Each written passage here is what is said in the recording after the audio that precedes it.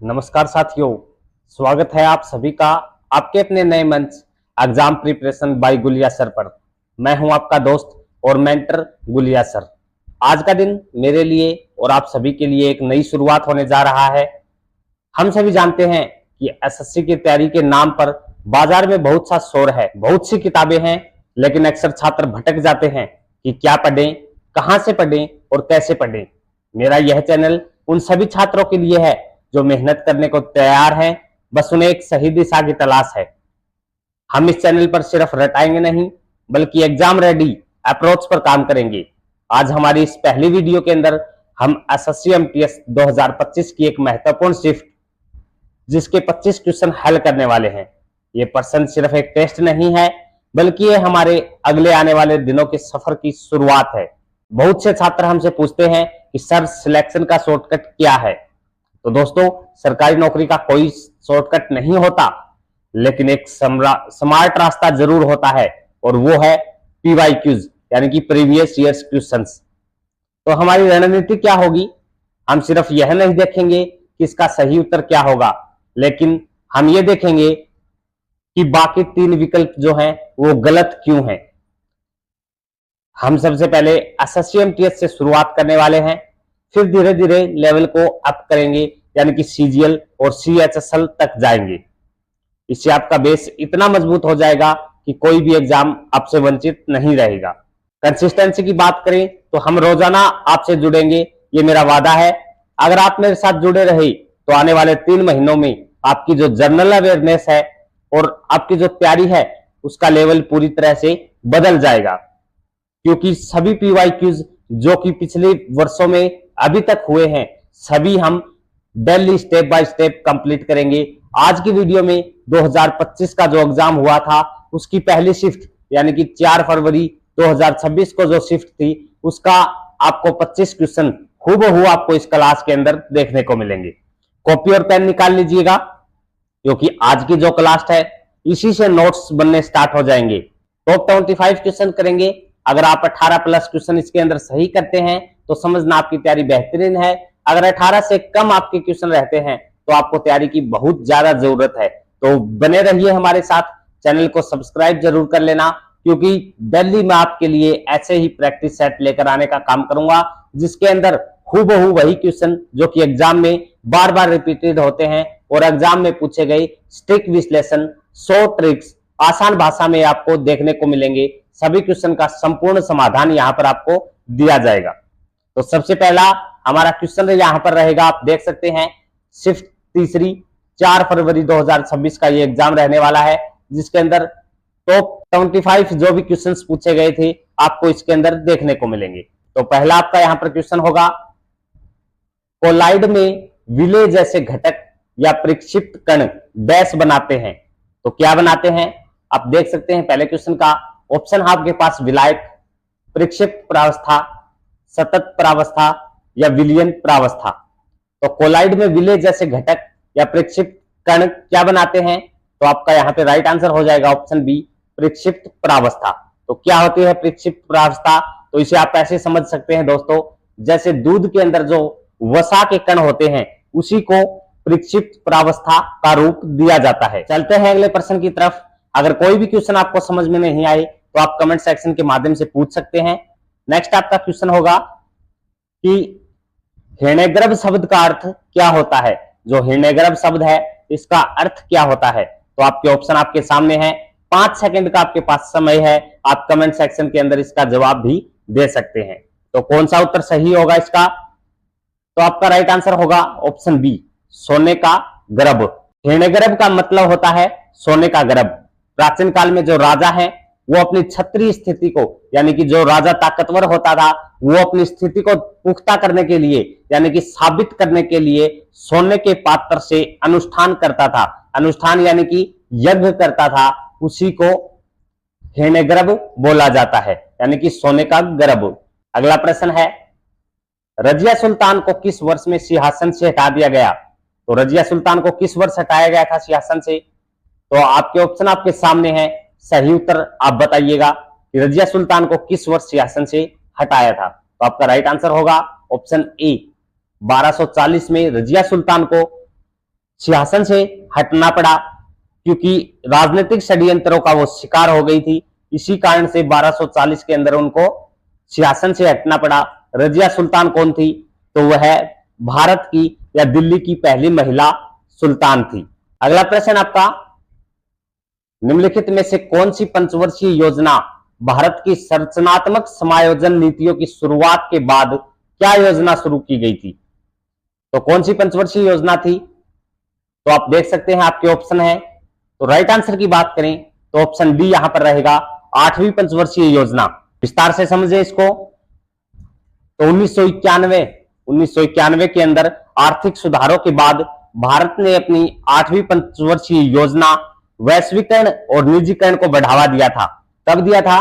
तो 1991 के बाद आर्थिक सुधार जब हुए भारत में, तो उसके बाद वैश्वीकरण को बढ़ावा दिया गया था, तब 8वीं योजना लागू की गई थी।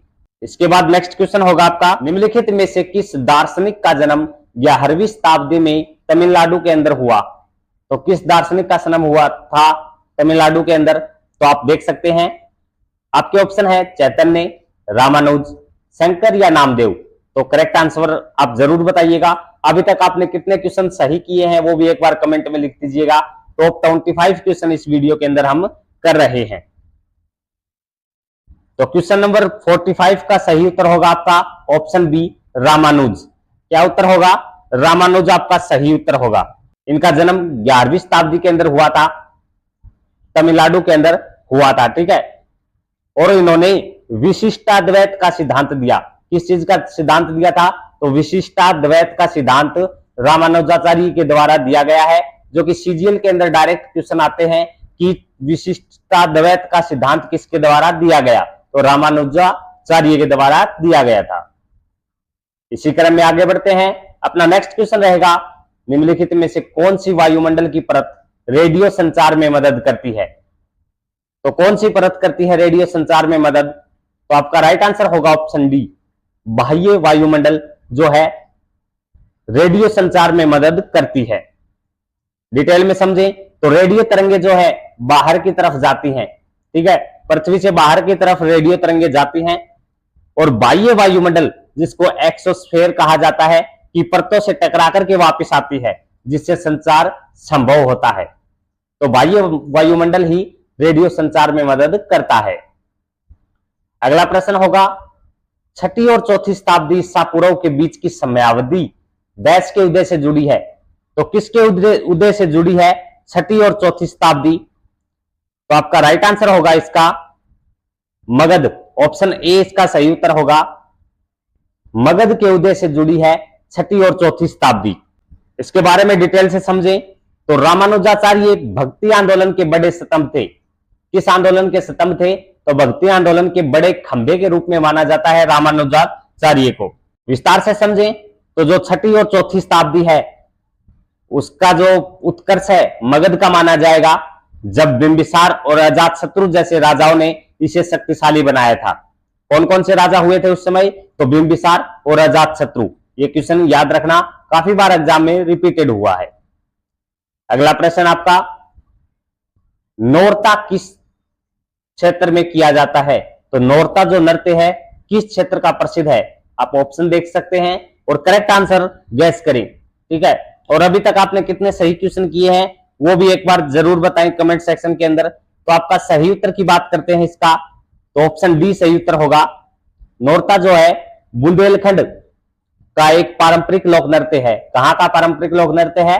तो नौरता बुंदेलखंड का पारंपरिक लोक नृत्य है, जो स्थानीय लोक संस्कृति और उत्सवों की पहचान के लिए करते हैं। नेक्स्ट क्वेश्चन है हमारा, मनुष्यों में रक्तदाब, लार आना और वमन सहित अनैच्छिक क्रियाएं डैश द्वारा नियंत्रित होती है, जो डैश में होती हैं। तो आपके ऑप्शन आप देख सकते हैं। सही उत्तर अगर आपको पता है तो कमेंट सेक्शन के अंदर जरूर बताएं। तो इस क्वेश्चन का राइट आंसर होगा हमारा ऑप्शन ए, मेडुला पश्च मस्तिष्क। मनुष्य में रक्तदाब, लार आना और वमन सहित अनैच्छिक क्रियाएं मेडुला द्वारा नियंत्रित होती है, जो पश्च मस्तिष्क में होती हैं। कहां पर होती है? पश्च मस्तिष्क में होती हैं। एक्सप्लेनेशन की बात करें तो हमारा जो मस्तिष्क है, जो काम बिना सोचे यानी कि अनैच्छिक करता है, उसे मेडुला नियंत्रित करता है, जो हमारे पश्च मस्तिष्क का हिस्सा होता है।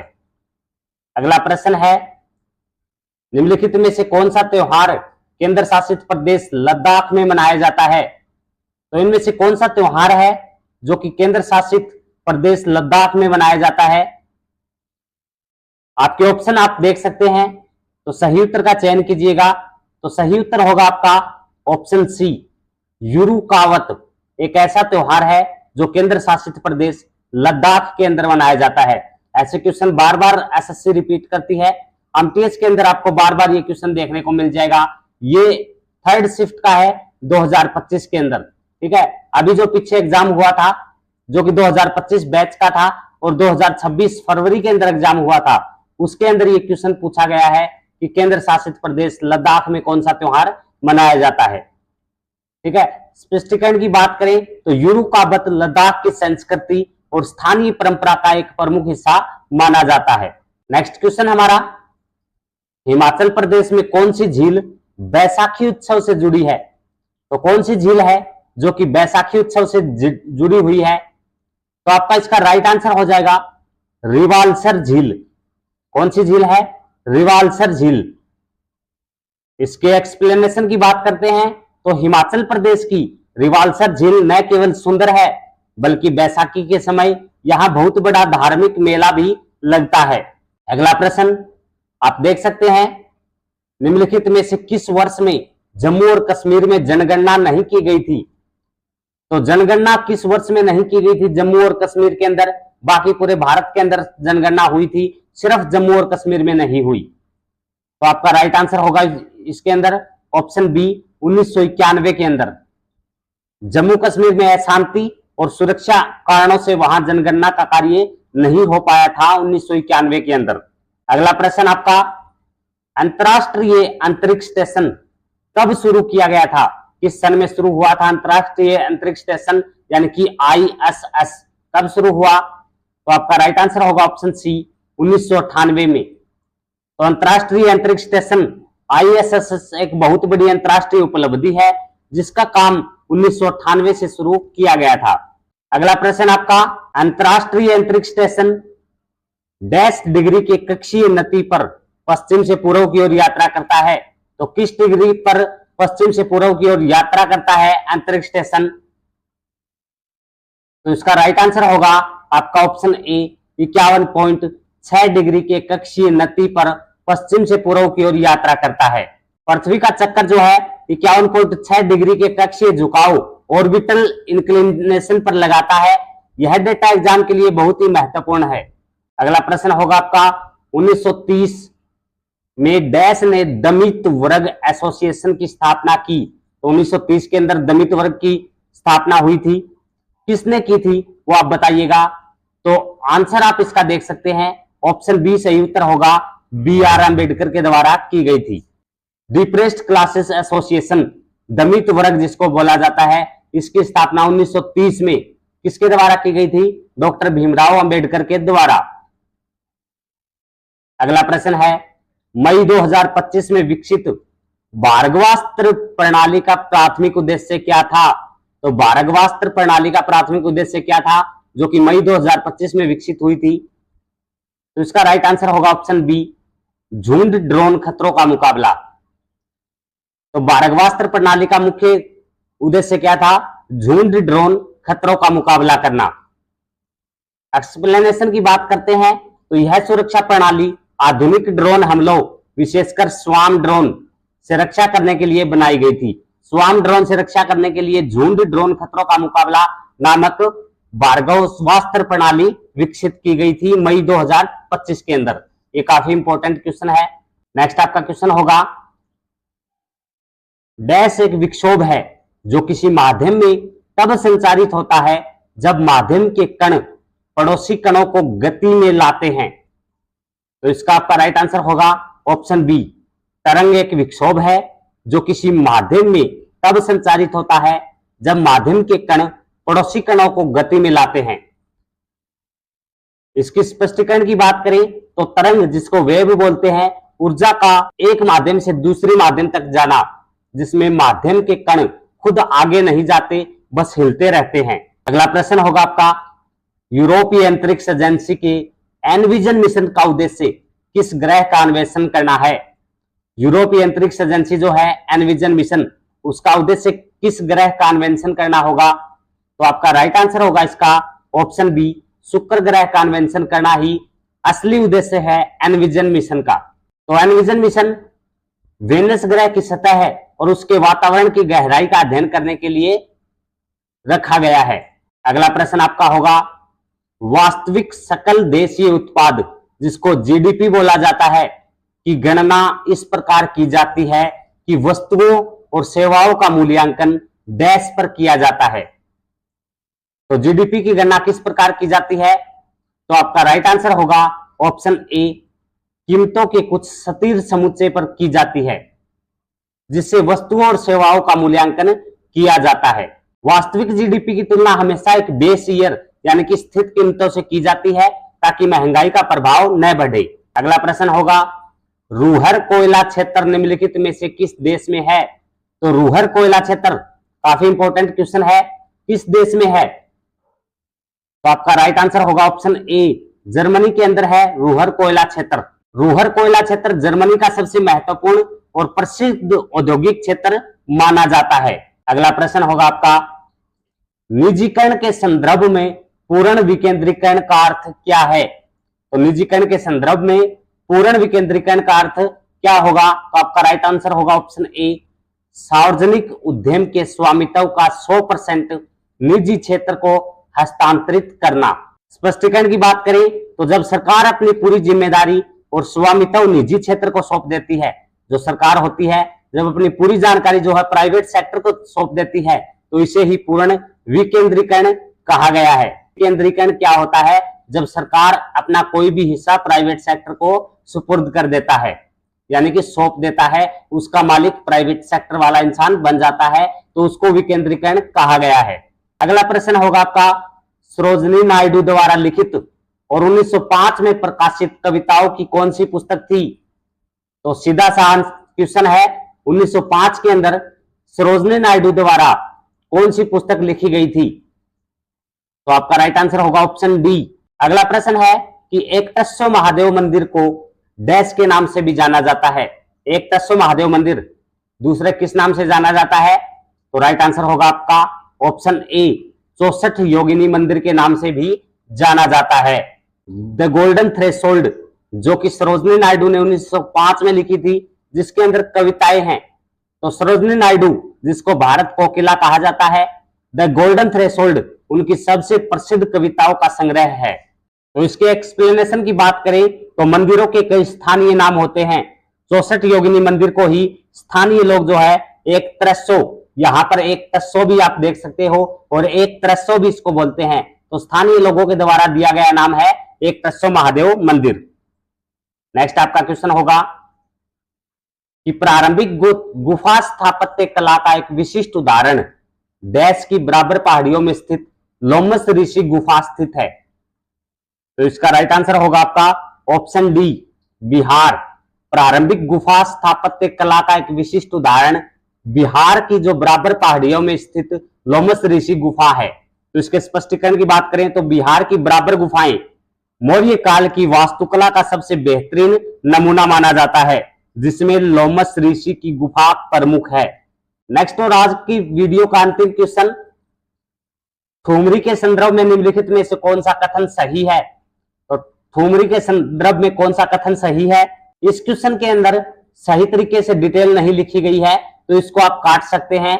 इसकी डिटेल में आपको थोड़ा सा बताना चाहूंगा, ठुमरी के संदर्भ में कौन सा कथन सही है। तो ठुमरी गायन अपनी संरचना में गीतात्मक यानी कि लिरिकल होती है। ठीक है, ठुमरी गायन जो है लिरिकल होता है और इसमें प्रेम भाव की प्रधानता होती है, यानी कि ठुमरी गायन के अंदर प्रेम भाव आपको देखने को मिलेगा। इसलिए यहां पर जो दिए नहीं गए कथन, उसके लिए मैं क्षमा चाहता हूं कि यहां पर वो दिए नहीं गए। तो आपको मैंने एक्सप्लेन कर दिया है ठुमरी नृत्य के बारे में। ठुमरी के अंदर क्या है, प्रेम प्रदर्शित किया जाता है और ये गायन शैली के अंतर्गत आता है। तो दोस्तों, ये थे आज के टॉप 25 सवाल। मुझे पूरा भरोसा है कि आज आपने कुछ नया जरूर सीखा होगा। अब मेरी आपसे एक विनती है, इस वीडियो को शेयर जरूर करें। आप जितने ज्यादा अपने दोस्तों को जोड़ेंगे, हमारी कम्युनिटी उतनी मजबूत होगी और हम उतनी ही ऊर्जा के साथ आगे बढ़ेंगे। अगर आपको कहीं भी कोई भी डाउट हो तो बेझिझक कमेंट सेक्शन के माध्यम से पूछ सकते हैं।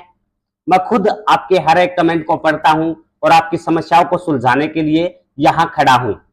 चैनल को सब्सक्राइब जरूर कर लेना, बेल आइकन को प्रेस कर लेना, ताकि कल फिर से जब कोई वीडियो आए तो उसका नोटिफिकेशन आपको सही समय पर मिल जाए। कल ठीक इसी समय पर हम 25 नए सवालों और एक नई रणनीति के साथ मिलेंगे। हार नहीं माननी है, क्योंकि इस बार वर्दी या पद हमें लेकर ही रहना है। मैं हूं गुलिया सर और आप देख रहे थे exam preparation bye Gulia sir. मिलते हैं अगली क्लास में, तब तक पढ़ते रहिए और मुस्कुराते रहिए। जय हिंद, जय भारत।